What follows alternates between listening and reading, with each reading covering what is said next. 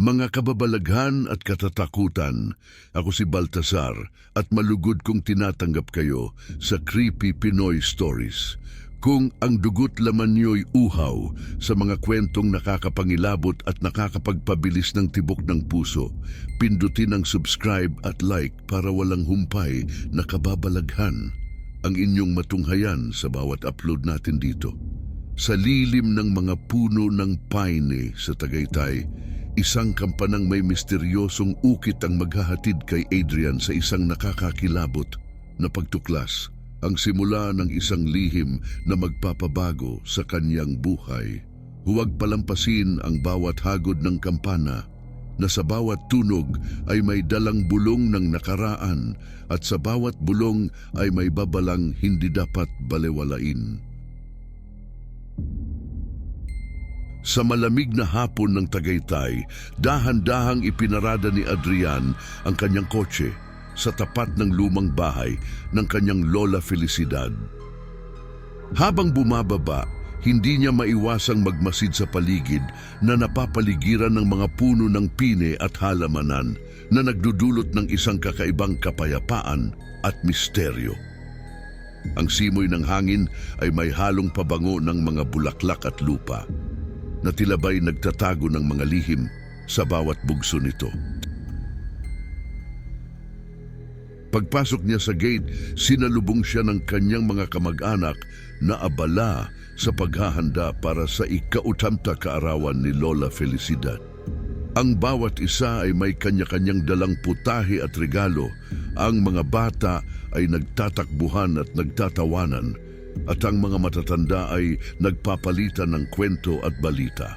Ngunit sa kabila ng ingay at saya, hindi maikukubli ang respeto at paggalang na mayroon sila para sa matandang babae na siyang dahilan ng kanilang pagtitipon.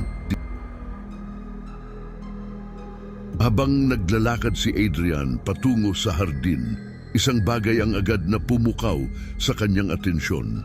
Sa gitna ng hardin ay may nakatayong malaking kampana na may ukit na mga simbolong hindi niya maunawaan. Ang kampanang ito na tila bantay sa lakay ay nakatunghay sa lahat ng nangyayari sa paligid. Nilapitan ni Adrian ang kampana, hinaplos ito at naramdaman ang malamig na metal sa kanyang palad. Sa hindi maipaliwanag na dahilan, nakaramdam siya ng kakaibang kilabot at pagtataka. Ang hangin ay tila bumulong sa kanyang isipan, nagdudulot ng mga tanong na walang kasagutan. Sa gitna ng malalim na gabi, nagising si Adrian sa kanyang silid na puno ng mga antigong kasangkapan. Isang hindi maipaliwanag na liwanag ang nagmumula sa kabilang dulo ng mahabang pasilyo na tila nag-aanyaya sa kanya na sundan ito. Tila may puwersang humihila sa kanya palabas ng kanyang silid at sa bawat hakbang ay lumalakas ang kabog ng kanyang dibdib.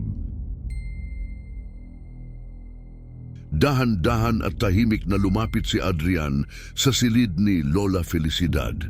Ang sahig na kahoy ay umuungol sa bawat hakbang na tila nagpapahayag ng pagtutol sa kanyang ginagawa. Sa wakas, narating niya ang pinto at nadatnan niya ang matanda na nakaupo sa kanyang kama. Ang mga matay malalim at tila nagliliyab na parang may apoy ng katotohanang handa ng ihayag.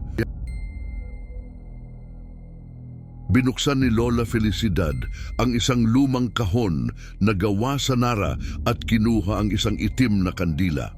Sinindihan niya ito at sa ilalim ng sayaw ng liwanag at anino, nagsimula siyang magkwento ng isang madilim na lihim ng pamilya na hindi alam ng karamihan. Ang bawat salita ni Lola Felicidad ay tila nagdadala ng bigat ng maraming taon at mga pangyayaring nakatago sa dilim ng nakaraan. Habang lumalalim ang gabi at ang kwento ni Lola Felicidad, hindi maiwasan ni Adrian na makaramdam ng takot sa kanyang nalalaman. Ngunit ang takot na ito ay hindi lamang bunga ng mga salitang kanyang naririnig, kundi ng isang bagay na mas malalim, mas personal, Isang bagay na nagbabadya ng panganib, hindi lamang sa kanya kundi sa buong pamilya. At sa pagitan ng mga bulong ng hangin at ang malamlam na liwanag ng kandila, isang tanong ang nagsimulang umalingaw-ngaw sa kanyang isipan. Ano ang tunay na kahulugan ng kampanang ito sa hardin? Sa ilalim ng kumikislap na liwanag ng mga kandilang nakapalibot sa kanila, nagsimulang magkwento si Lola Felicidad kay Adrian tungkol sa isang kaarawan mula sa kanyang kabataan. Ang masayang pagtitipon ay biglang naputol nang walang ano-ano'y tumunog ang kampana sa gitna ng maaliwalas na panahon. Noong araw na iyon, akala namin ay simpleng pagdiriwang lang. Ani Lola Felicidad, ang kanyang tinig ay nanginginig sa bawat salita. Ngunit ang kampana na hindi dapat tumutunog kung walang bagyo ay bigla na lang nagwala. Inilarawan ni Lola Felicidad kung paano nagtatakbuhan ng kanyang mga kamag-anak palabas ng bahay. Ang kanilang mga mukha'y puno ng pag-aalala at takot. Lumabas sila para pigilan ang kampana, sabi niya, habang ang kanyang mga matay tila nakakakita pa rin ng mga pangyayaring iyon. Ngunit isa-isa silang hindi na nakabalik. Habang naiwan sa loob ng bahay, nakasilip si Lola Felicidad sa bintana, kung saan ang tanging maririnig ay ang nakakabinging tunog ng kampana at ang kanyang sariling mga dasal. Doon ako sa bintana, nagdarasal at umaasang babalik sila, bulong niya. Ang kanyang boses ay puno ng takot at pag-asa. Ang kwento ng matanda ay nagdulot ng isang kakatwang lamig na dumapo sa balat ni Adrian. At bago pa niya ito maproseso, ang kwento ay lumalim pa sa isang madilim na kabanata. Sa gitna ng kaguluhan at takot, nagkaroon ng lakas ng loob si Lola Felicidad na buksan ang pinto at harapin ang kung anumang nasa labas. Ang kanyang mga kamay ay nanginginig habang hinahawakan ang seradura at ang malakas na pagtibok ng kanyang puso ay halos mas malakas pa sa tunog ng kampana. Binuksan ko ang pinto at doon ko nakita ang kanyang boses ay bumaba sa isang bulong. Sa labas, nakatayo ang isang nilalang na mas mataas pa sa mga puno ng pine. Ang mga matay nagliliyab sa dilim at ang kampanay nakatali sa ngipin nito gamit ang isang panyong basa ng dugo. Hindi ko maipaliwanag ang takot na naramdaman ko, pag-amin ni Lola Felicidad, habang ang alaala ay muling bumuhay sa kanyang mga matang may edad na. Nang maunawaan ni Lola Felicidad na ang kampana ay nagbabala na ng panganib, nagtatakbo siya pabalik sa loob ng bahay, isinara ang pinto at nagtago sa ilalim ng kanyang kama. Ang puso'y mabilis ang tibok sa takot. Doon ako nagtago, nagdarasal na sana'y hindi ako makita ng halimaw na yun.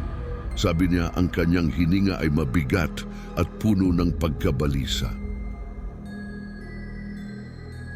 Habang ang kwento ni Lola Felicidad ay nagtatapos sa isang nakakabinging katahimikan, ang isipan ni Adrian ay puno ng mga tanong at takot. Ngunit bago pa siya makapagsalita, isang bagong misteryo ang naghihintay na mabunyag. Sa pagtatapos ng kanyang kwento, hinawakan ni Lola Felicidad ang kamay ni Adrian. Ang kanyang mga mata na puno ng mga alaala ng nakaraan ay tinitigan ng apo ng may diin. Adrian, mahina niyang sambit, panatilihing nagniningas ang iyong kandila. Ito ang magiging tanglaw mo sa dilim, ang magbibigay liwanag sa iyong landas at magpapaalala sa iyo na harapin ang iyong mga takot. Nakikinig si Adrian. Ang kanyang puso'y mabilis ang tibok sa bawat salitang binibitawan ng kanyang lola. Mahalaga ang maging handa, anak. Ang tapang ay hindi lamang sa pisikal na laban, kundi sa pagkilala rin sa mga babala, dagdag pa ni Lola Felicidad. Ang kanyang tinig ay may diin sa bawat pantig. Ang mga babal na maaring magligtas ng buhay natin sa mga oras ng kadiliman. Nagbigay ng isang pilit ng ngiti si Adrian. Ang kanyang isipan ay puno ng mga tanong at takot sa hindi maipaliwanag. Ngunit sa gabing iyon, may isang bagay siyang natutunan, ang halaga ng pagiging matapang at ang pagkilala sa mga senyales na maaaring maging susi sa kaligtasan.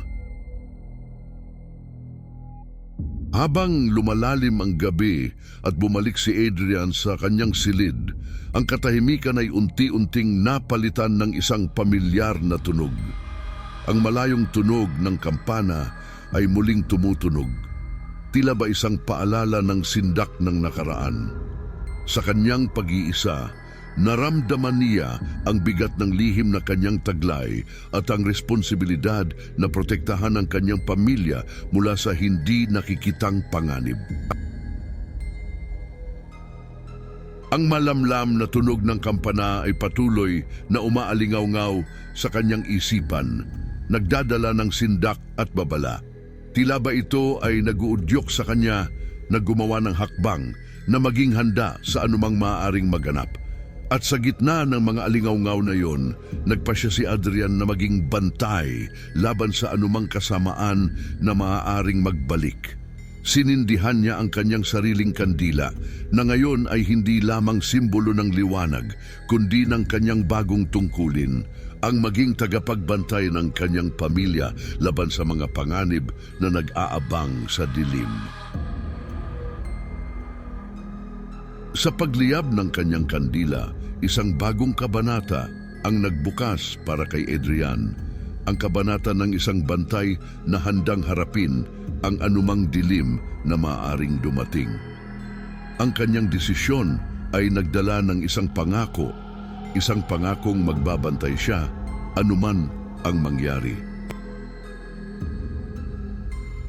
Mga kaibigan, sa bawat lihim na ating natutuklasan, may aral na dapat nating kapulutan. Huwag nating baliwalain ang mga babala sapagkat ito'y maaaring maging susi sa ating kaligtasan. Salamat sa pakikinig sa Creepy Pinoy Stories. Ako si Baltasar. Huwag kalimutan mag-like at mag-subscribe para sa walang tigil na kilabot at misteryo. Sumama at maging bahagi ng ating lumalaking komunidad ng mga mahilig sa nakakatakot na kwento. Hanggang sa muli, mag-ingat ka dahil sa susunod na upload, baka ikaw na ang bida sa ating kakilakilabot na kwento. Kita-kits sa dilim, mga ka-horror.